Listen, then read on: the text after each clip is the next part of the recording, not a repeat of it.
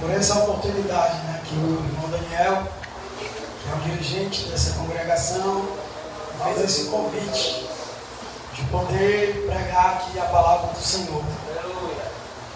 Eu já vim algumas vezes para cá, né, e conheci até uma obra que é mais para dentro ali, na casa lá do irmão, que foi uma bênção, preguei lá também. E é assim, irmãos, a obra de Deus tem que crescer, né? A gente tem que aproveitar as oportunidades para que a glória do Senhor se manifeste. Vamos abrir no Evangelho de Marcos, capítulo 11.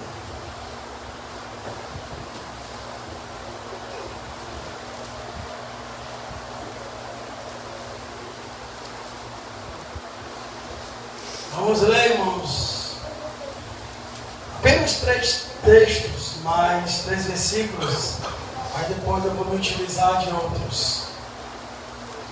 Capítulo 11, versículo 12 ao 14.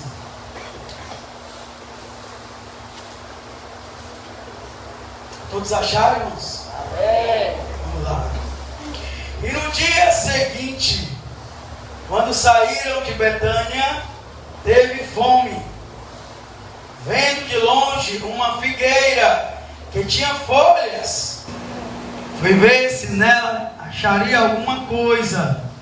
Chegando a ela, não achou senão folhas, porque não era tempo de figos. Jesus, falando, disse-lhe: nunca mais coma alguém fruto de ti, para sempre. E os seus discípulos ouviram isso. Podem sentar. Aleluia.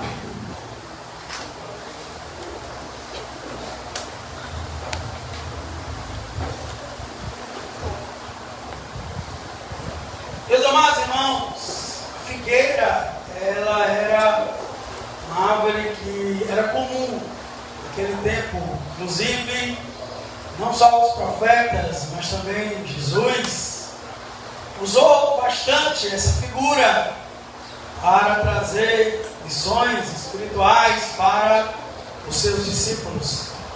Interessante que ela era uma árvore que os frutos, ela nascia primeiro do que as folhas. Talvez por isso, quando Jesus a viu de longe, vendo a que estava com folhagem, ele foi até lá para ver se nela tinha figos. Mas Jesus se decepcionou ali, porque não havia. A figueira, irmãos, como era comum naquele tempo, ela representa uma grande quantidade aqui de textos. Um deles é o próprio Jesus. Jesus, ele falou sobre a videira, não a figueira, mas a videira. E ele falou referindo-se a uma alegoria também para ensinar os discípulos sobre a unidade, a união com ele. Mas o fato é, irmãos, que Jesus, ele tomou uma atitude que fez com que os discípulos ficarem pasmados. Foi um milagre negativo, né? Há um milagre positivo, é aquele que traz o bem, né, para as pessoas, e aqui nós temos um milagre negativo.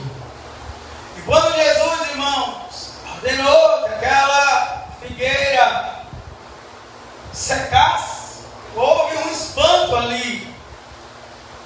Interessante que no outro dia, quando eles voltam de Betânia para o templo, a Bíblia diz que Pedro, irmãos, quando viu ali que aquela figueira tinha secado, irmãos, ele foi até Jesus e disse: mestre, olha, a figueira que tu amaldiçoou, ela secou até a raiz. Houve um espanto, irmãos, porque não era comum a gente ver Jesus fazendo isso. Era comum Jesus fazer o bem. Mas Jesus tomou uma atitude, irmãos, que até eu antigamente ficava me perguntando por que Jesus amaldiçoou essa figueira. Ficava perguntando assim: será que a figueira tinha valor moral? Será que ela tinha capacidade de por si mesma produzir o fruto que Jesus queria naquela hora? Será que era culpa da figueira por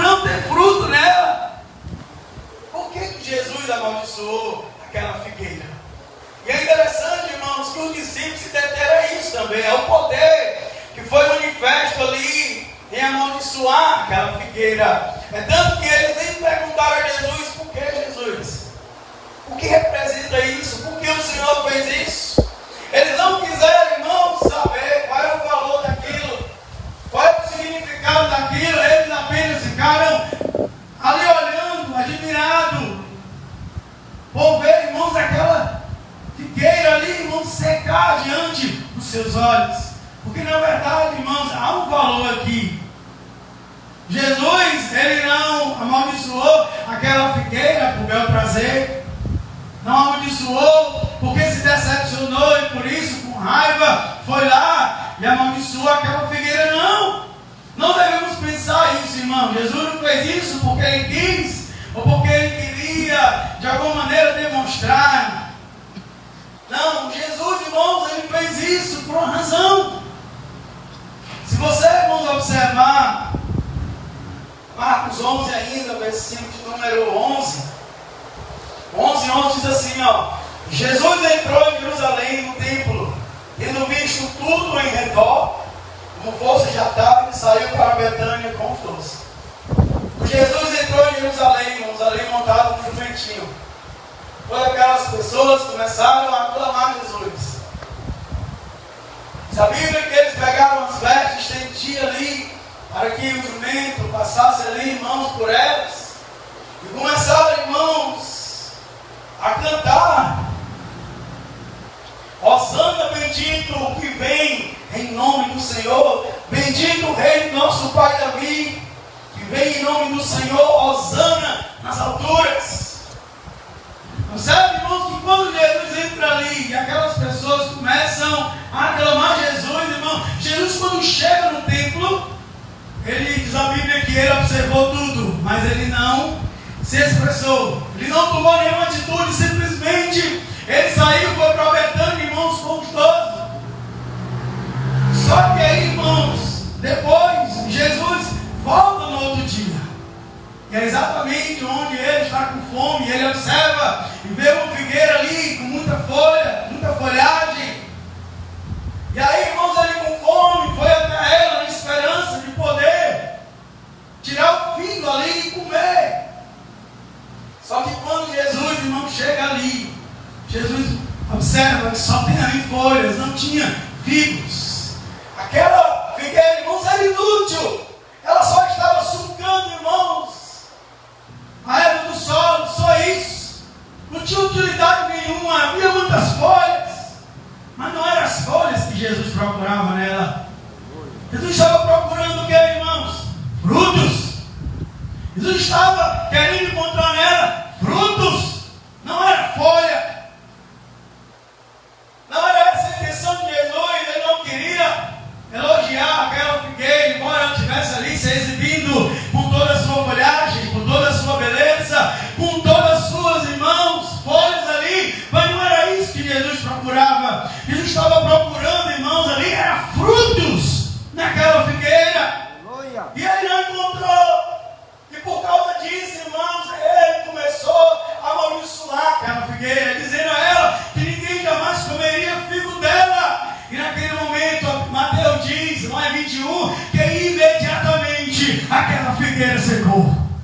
Marcos faz aqui um paralelo de um dia ao outro, mas Mateus diz que logo, imediatamente, aquela figueira secou, irmãos. E foi a admiração do discípulo. Eles começaram a ver aquele poder que se manifestou diante, irmãos, daquela figueira. E admirados ficaram ali. Mas Jesus queria ensinar uma coisa ali muito importante, irmãos, naquela época, que acontece também no dia de hoje. Quando Jesus entra no templo, ele observa ao redor, irmãos, ali havia os sacerdotes, o povo que comprava, vendia, os cambistas, os que estavam trocando as moedas pelos estrangeiros que vinham de fora. E era preciso que trocassem as moedas pela moeda do templo, para que assim pudesse comprar os animais para o sacrifício. E diz um historiador, irmãos, que esses sacerdotes que eram responsáveis pelo templo, eles permitiram, irmãos, que houvesse ali coisas ilícitas. Alguns cobravam, irmãos, muito mais do que a moeda valia. Alguns vendiam, irmãos, animais, carne.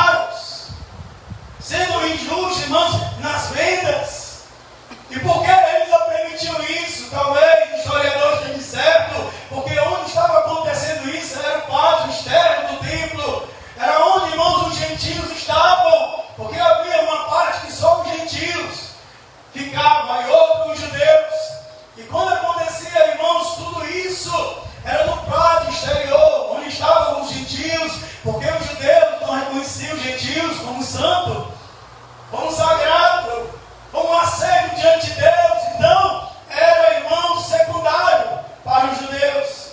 Mas Deus, irmãos, reconhecia sim o tempo todo como santo. Todo o tempo, irmãos, como diz Isaías, era santo, irmãos, aos olhos do Senhor. Embora os judeus quisessem restringir as áreas do templo, essa aqui é santa, essa aqui não é, essa aqui é assim, essa aqui não é, mas Deus não olhava assim. Por isso que Jesus diz assim, ó. Jesus diz assim, ó, no versículo de número 17, e os ensinava dizendo: não está escrito, a minha casa será chamada por todas as nações casa de oração, mas vós a tendes feito o povinho de ladrões. Aleluia. Aquelas práticas, irmãos, ilícitas que estavam acontecendo ali no templo, Jesus já classificou como ladrões, povinho de ladrões. Observe, irmãos, não será chamada a minha casa por todas as nações.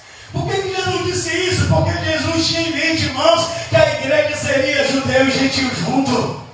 Como sempre Paulo disse nas epístolas, não há grego nem escravo, não há judeu nem gentil, todos estão em Cristo, em uma só pessoa. Jesus estava se referindo, irmãos, ali em casa de oração, que toda a nação estaria ali, ou seja, todo o povo, tanto judeu como gentil, irmãos, na pessoa de Jesus Cristo é santo aos olhos de Deus. É santo aos olhos de Deus, mas ali, irmãos, fazia convívio de salteadores.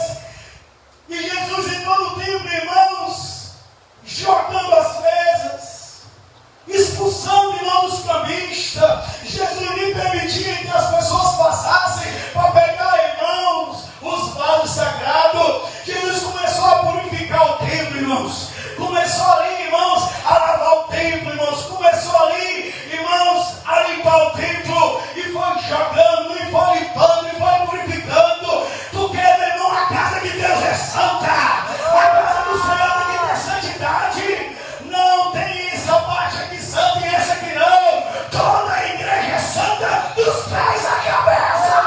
Aleluia! Glória a Deus. Aleluia! E Jesus começou a purificar, irmãos. E Jesus entende, irmãos, que aquele sacerdote que era representante do povo, que era aquele que deveria, irmãos, preservar santidade, justiça, juízo, na verdade, irmãos, permitia que houvesse ali atos ilícitos no templo. E Jesus, irmão, viu que aquelas pessoas eram religiosas, mas não tinham o sentimento da religião. Aquelas pessoas, irmãos, ali eram religiosas, eram o povo de Deus, eram os sacerdotes, eram os judeus, era o povo de Deus, mas sua religião, irmãos, não tinha valor nenhum aos olhos do Senhor. E meus amados irmãos, sabe o que é interessante? É que Jesus está condenando a religiosidade vazia daquele povo. Um povo que se dizia ser de Deus, mas não tinha fruto. Um povo que se dizia ser representante de Deus, mas não tinha fruto. Então, quando Jesus amaldiçoou aquela figueira, irmãos, Jesus não está fazendo com o meu prazer, e nem porque estava com raiva. Jesus queria ensinar, irmãos, aos discípulos. Eu quero que vocês entendam que eu não busco religião vazia, eu preciso afeição na minha adoração e na minha presença. Jesus está farto de religiosidade vazia.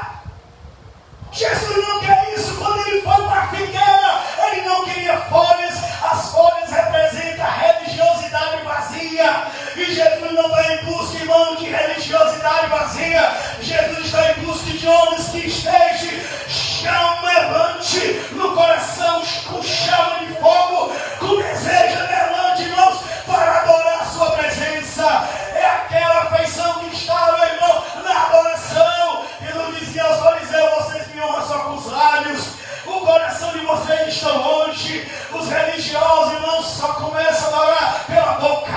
É só pela boca, é só pela mente, é só pela razão. Mas Jesus não quer religiosidade na mente, não. Ele quer um coração flamejante pela sua glória.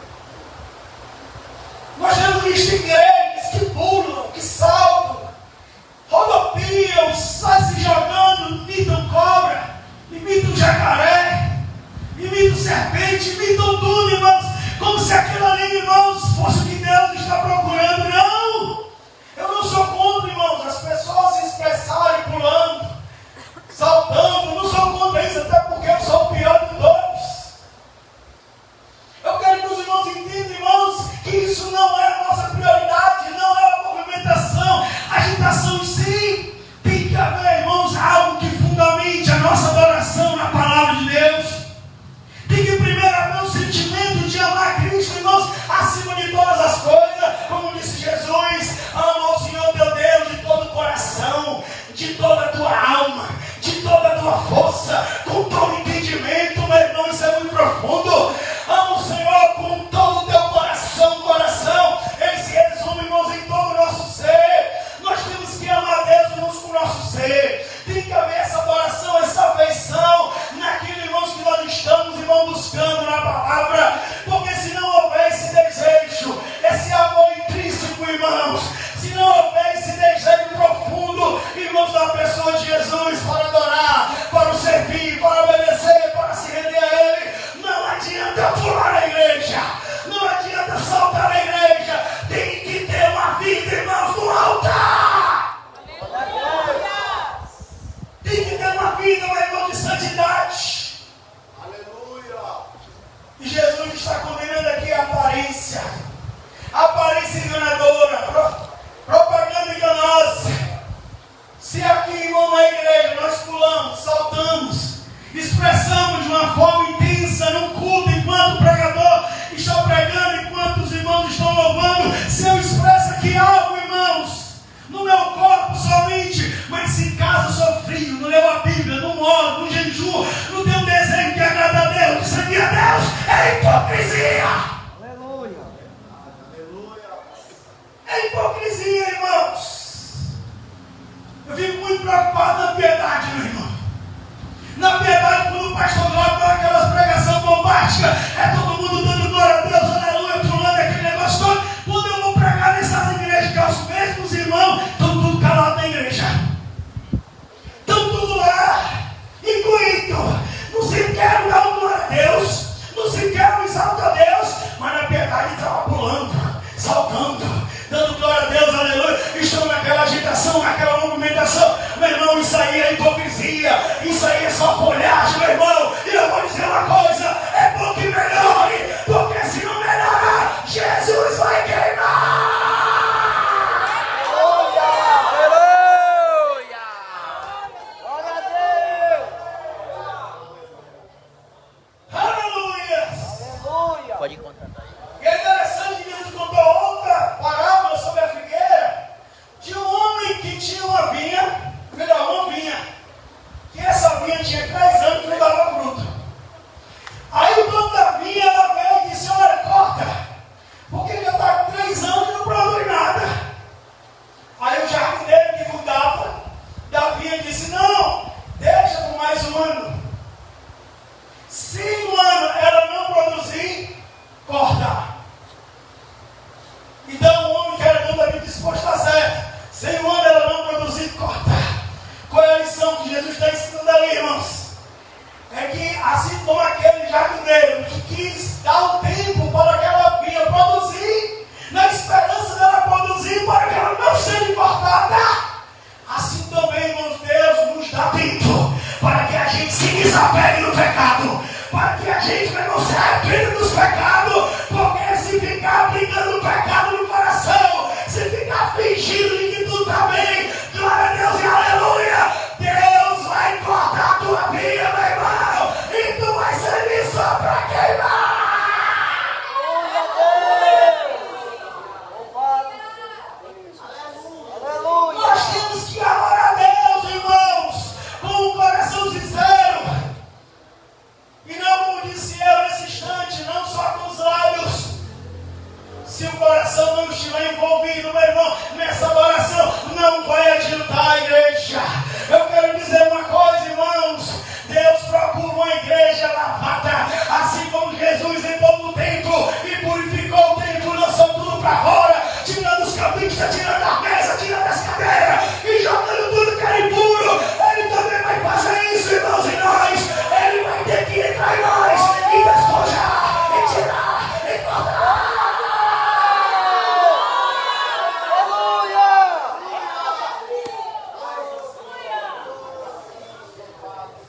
Será, meu irmão, que nosso tempo também não está sujo?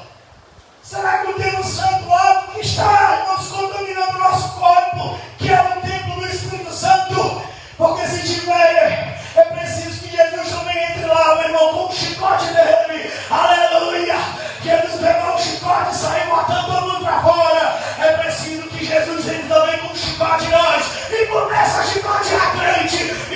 pecado, tirando o embaraço. Meu irmão, porque Deus quer uma igreja pura, Deus quer uma igreja santa, Deus quer uma igreja irrepreensível, sem mácula, sem ruga. Aleluia! A igreja de Deus é santa, ela é pura. Para apresentar a igreja sem mácula, disse Paulo, e sem ruga, a igreja vai subir aqui adornada, meu irmão, toda enfeitada, não com um brinco, não com a pintura de cabelo, não com essas coisas que as pessoas usam, mas sim com a santidade, com a pureza de Deus. Eu preciso da igreja. Glória a Deus. É preciso. Devemos ter cuidado, irmãos, com a aparência. É possível, irmãos, alguém viver em aparência? É. Você sabia que até Pedro, ele viveu em aparência? Vamos lá para Gálatas. Gálatas. Veja em Gálatas.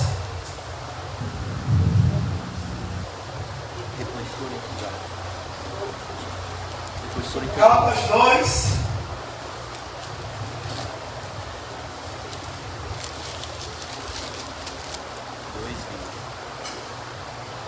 Versículo 11 em diante, diz assim, ó. Chegando Pedro a Antioquia, me resisti na cara, porque era repreensível. Olha, ó, repreensível. Porque antes que alguns tivessem chegado da parte de Tiago, os judeus, comiam com gentios, mas depois que chegaram, se foi retirando e se apartou deles, temendo que eram da circuncisão, judeus. E os outros judeus também dissimulavam. Dissimuladores. Amém?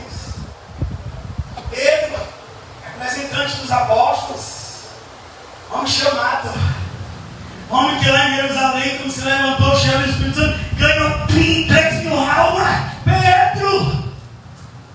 Os irmãos têm a ideia da gravidade que nós, irmãos, estamos também correndo sobre isso. E os outros judeus também dissimulavam com ele, com Pedro, de maneira que até Barnabé, irmãos, até Bernabé também se levou por eles, se deixou levar pela sua dissimulação. Aí eu boto isso aqui, ó. Mas quando Paulo viu aquilo, Pedro não era gentio, mesmo como gentios, mas só que ele lutava com os judeus, desprezava os gentios. Quando Paulo viu isso, irmãos, que não andava bem e diretamente conforme a verdade do Evangelho, disse a Pedro, na presença de todos: se tu sendo judeu, vives como gentios e não como judeu, por que obriga os gentios a viver como judeus? Observe, irmão, Pedro no meio dos gentios era a maior liberdade. Comia, se divertia com os gentios, trocava ali as farminhas com eles. Mas quando Pedro via, irmãos, alguém da circuncisão, ele se afastava. Não, nem conheço. Nem conheço. E Paulo, quando viu aquilo, disse: não, está errado. Isso não está andando direito, não. Isso não é coisa do evangelho, não. Eu resisti por ele na cara. Meu irmão Paulo era um homem que tinha autoridade. E Pedro também era autoridade da igreja. Mas quando se trata de erro, não tem pastor lá em pé. Tem que ser repreendido. Tem que ser repreendido. Às vezes, irmãos, quem está aí ouvindo a palavra, aquele que está aqui no público, acha que esse aqui está maior do que nós. Não. Se o Espírito Santo falar que eu estou em pecado, meu irmão, você tem que chamar e dizer: irmão, você está pecando também. Tem que ter coragem para isso, não com arrogância, com orgulho, mas para levar o irmão ao arrependimento. E Paulo, irmão, quando viu que Pedro estava dissimulando, andando na aparência, com os gentios, eu vejo coisa aqui na boa, se não tiver judeu perto, mas se eu vejo judeu, eu me afasto. Quando Paulo viu isso, Paulo disse: olha, na tua cara, eu vou te dizer, como é que tu sendo judeu, vive como gentios, mas agora tu não quer mais viver como gentio, porque tu está vendo judeus? Isso não está, meu irmão, direito no Evangelho. Meus amados irmãos, até Pedro dissimulou. Até Pedro está vivendo em aparência. Uma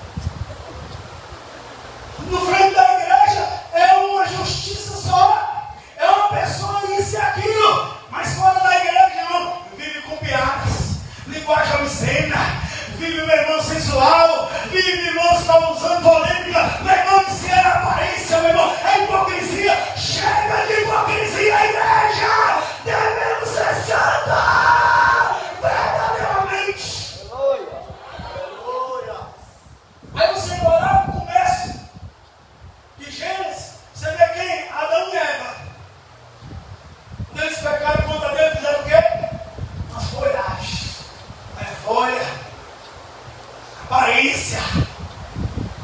Se cobrir a língua que quando Deus passasse, talvez ela não pensou assim, não, vou colocar aqui as folhas, porque quando ele descer na viração do dia, ele não vai ver, não. As folhas aqui vai tampar aqui, vai esconder. Ele vai perceber que a gente pegou, não. Vamos botar aqui as folhas, vamos esconder. Vamos colocar aqui as folhas. Cinismo, irmão. Cuidado com o cinismo. O cinismo, irmão, já é o último grau de uma pessoa cauterizada. Porque a pessoa cauterizada, irmãos, é aquela pessoa que não sente mais. É como alguém que tem um calo. Você pisa, aquele calo fica duro. Você pisa, não sente nada, né? Cauterização é isso. Fala, prega a pessoa. Ouve, mas continua. Cauterização, cuidado, irmão. O autor de Hebreus, irmão, diz, exortando uns aos outros, para que o nosso coração não se endureça. Cuidado, irmão, você não se endurecer, porque quando a mensagem estiver sendo pregada, você vai ouvir e não vai dar nem atenção, não vai dar importância para nada. Crente, cuidado que isso está acontecendo hoje. A igreja prega, os pregadores pregam, os pastores pregam, santidade, justiça, tem que andar como Cristo, tem que ser como Cristo. Aí o povo anda diferente, o povo anda contrário, o povo está remando o contrário. Cuidado, igreja! Conversando comigo esse dia, ele disse, irmão, parece que eu estou pregando para as paredes, lá na minha igreja. Eu prego, só os problemas da igreja. Parece que eu ouvi problema. E eu fico pensando, será que eu estou pregando nas paredes? Sabe o que é isso, irmão? Pessoas que são cauterizou. É o seguinte, irmãos, vou botar aqui a folha, ele vai passar, não vai nem ver. Vamos lá, vamos colocar essa folha aqui, vamos se cobrir aqui, porque a gente se cobrir, Deus não vai ver. Meu irmão, nosso Deus, ele vê até o íntimo do coração. Davi disse, sonda, Deus, o íntimo do meu coração, vê se há em mim algum caminho mau. Senhor, me para escutar os meus rins. Rins é a parte mais íntima do ser humano. O nosso Deus, irmão, ele contempla todas as coisas, não só os passos dos homens, mas também a imaginação do coração. Quando Caim matou Abel, Deus disse, Abel, cadê teu irmão? Ele disse, sou eu, matador do meu irmão, tratando Deus como homem, como se Deus não tivesse visto, como se Deus não tivesse contemplado. Meu irmão, Deus viu Caim matando Abel, cadê teu irmão, Abel? Eu sou o matador do meu irmão, como dizendo, será? Eu não sou nada do meu irmão, não, eu não vi ele não. Deus disse, olha, Caim, o sangue de Abel clama. O nosso Deus vê todas as coisas, igreja. Aquilo que você disse que o pastor não olha, Deus está olhando. Aleluia. O problema é que você está tratando Deus como homem, achando que Deus não está vendo o que está acontecendo lá no oculto. Tem uma história que é muito engraçada. É de um homem que pega 3 crianças, para cada um ele dá um pássaro. Aí ele diz assim, agora vocês entram na floresta, quando você estiver lá dentro, quando ninguém estiver olhando para vocês, quando ninguém estiver olhando para vocês, aí vocês podem matar o pássaro. Aí eles foram. Entraram na floresta, aí um parou, outro parou mais na frente, outro parou mais na frente. Aí o primeiro matou o pássaro. Olhou, não viu ninguém, matou o pássaro. O segundo olhou, não viu ninguém, matou o pássaro. Quando o terceiro foi matar o pássaro, ele olhou para cima. Aí ele disse, não, tem alguém olhando para mim. Eu não posso matar o pássaro. O homem disse, quando ninguém mais estiver olhando para ti, pode matar o pássaro. Mas quando ele olhou, ele viu Deus. Ele viu Deus olhando, meu irmão. Porque onde não há ninguém, com os olhos humanos, os olhos como tocha de fogo, está lá. Está condenado.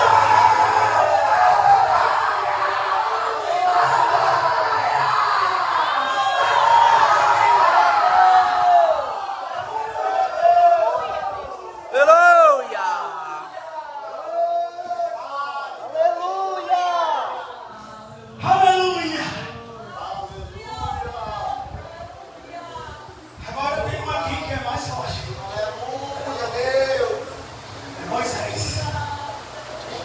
legislador, a quem recebeu as tábuas da lei, a quem falava face a face com Deus. Veja aí, irmãos. Vou abrir em Coríntios, 2 Coríntios, também fala desse mesmo assunto. Estou bem pertinho aqui, 2 Coríntios, capítulo 3. Depois do 2. 13 diz assim, ó.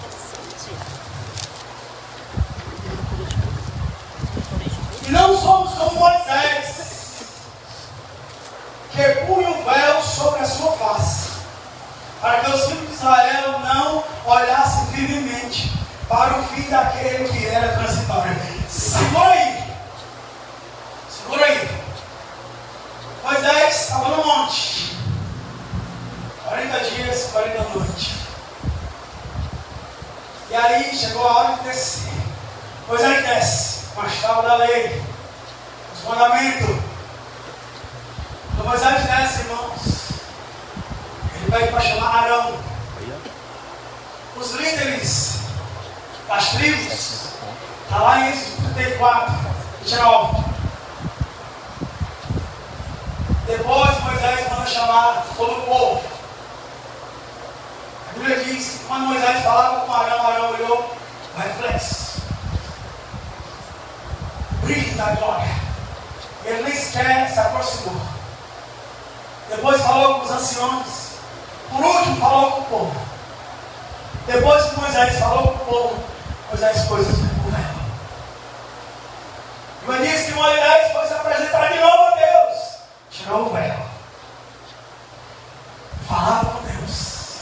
Quando terminou de ouvir Deus, as ordens que Deus queria que Moisés desse ao povo, Moisés tirou o véu de novo quando desceu no monte.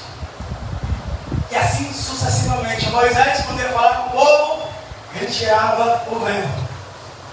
Terminando de falar, colocava o véu. Alguém já disse que Moisés colocava o véu porque aquela visão estrondosa da glória de Deus era tão forte que as pessoas sequer conseguiam olhar para ele. Mas eu leio o texto, não é isso não. É isso não. Embora a glória fosse grande, mas observe, quando Moisés ia falar com o povo, ele tirava o véu. Se fosse algo, irmãos, que incomodasse o povo, a ponto que o povo nem sequer conseguisse ali estar com Moisés, ele colocaria o véu. Se Moisés tirava o véu para falar com o povo, significa que não era isso que causava um certo tremor no povo.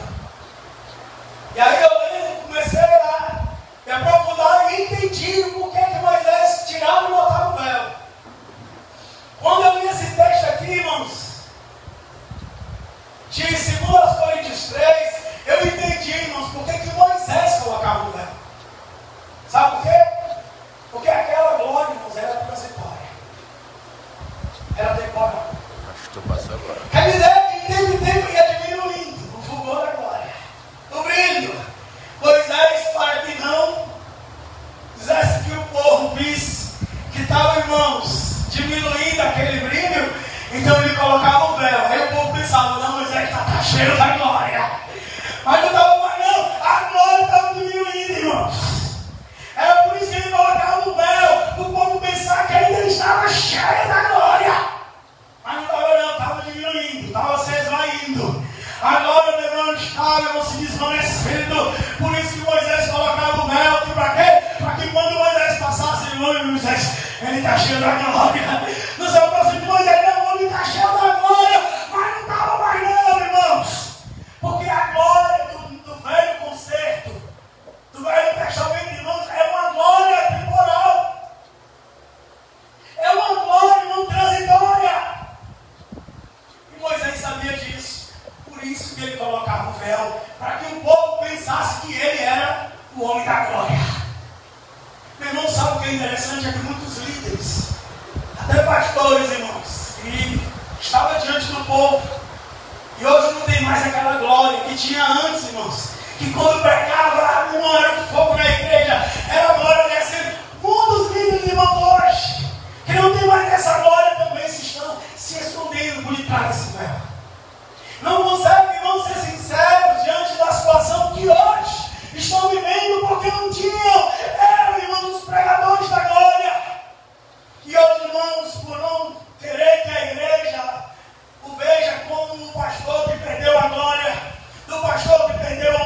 perdeu o poder, ele fica se escondido atrás do véu, cria uma situação aqui, cria uma situação aqui, não perdeu aquele poder, aquela unção, onde agora se manifestava, ele não tem mais. Então ele começa em nova igreja. Vamos colocar aqui uma louvozão, traz aqui as luzes aqui, vem para a igreja, chama a coreografia, vamos deixar as irmãs agora aqui, aleluia, dançando aqui no púlpito, vamos tirar aqui o pai notícia, vamos tirar aqui as paredes preto, vamos trazer aqui o pregador bambambam, vamos trazer o artista tal, aí começa a inovar, meu irmão, para que de novo, irmãos, a glória de Deus caia, mas a glória só vai cair quando a igreja subir o monte para contemplar de novo a glória.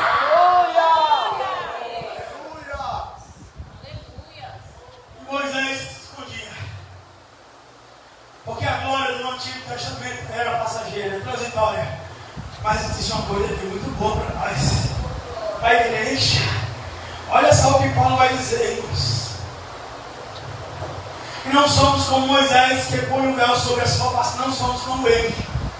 Ninguém aqui não precisa dissimular nada, não, igreja. Ninguém aqui precisa trazer propaganda enganosa, não, igreja.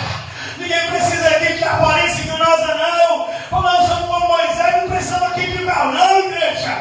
Porque a glória, irmãos, sim, a glória do Antigo Testamento é temporal e passageira. A glória do Novo Testamento, ela é, irmãos, permanente e ela cresce. Aleluia.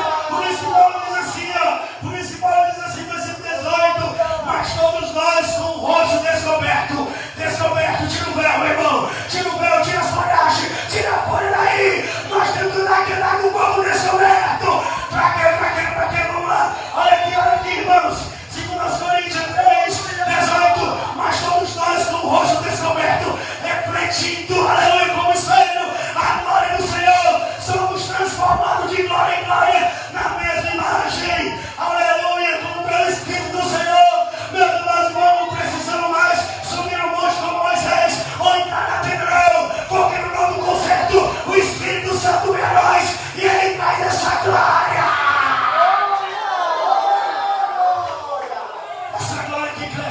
Contemplando como espelho a glória do Senhor, somos transformados de glória em glória. É crescente, é uma glória que cresce, ela não pode parar, ela não pode diminuir, ela tem que descer, a glória tem que crescer, a glória tem que crescer.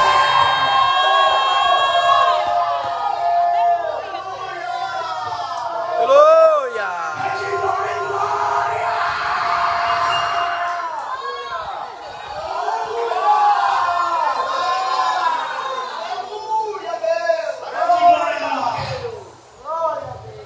Precisa colocar o véu, não. Porque quando Moisés colocava o véu, o povo de Israel, irmão, não vê a sua vida. Ao contraste, irmãos, a igreja tira o véu. Para que, irmão, exatamente para que o mundo veja mesmo o que está acontecendo em nós. A glória de Deus em nós. Deus quer que o mundo veja a sua glória. Aleluia, tira o véu, tira o véu, tira o véu.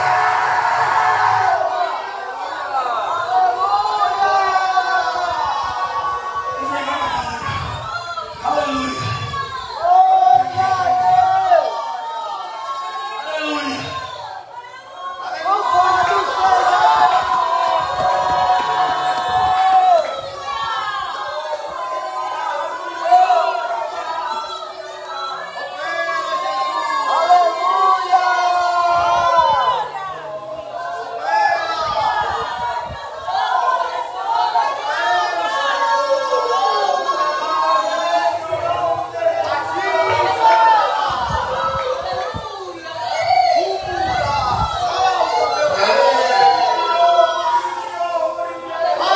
Chega de aparência, irmão. Chega. Chega de fingimento. Chega. Chega pra Deus operar. Tem que haver sinceridade, igreja. Tem que haver sinceridade. Tem que dizer, Senhor, não comprei, Senhor. Senhor, não viu. Com 2 olhos é como tocha de fogo. O pastor não viu, o dirigente não viu. Minha mulher não viu, meu filho não viu, mas tu viu. Porque tua palavra diz que eu fizer minha cama no mais profundo do abismo. O Senhor está lá para ver. Se eu subir no mais alto dos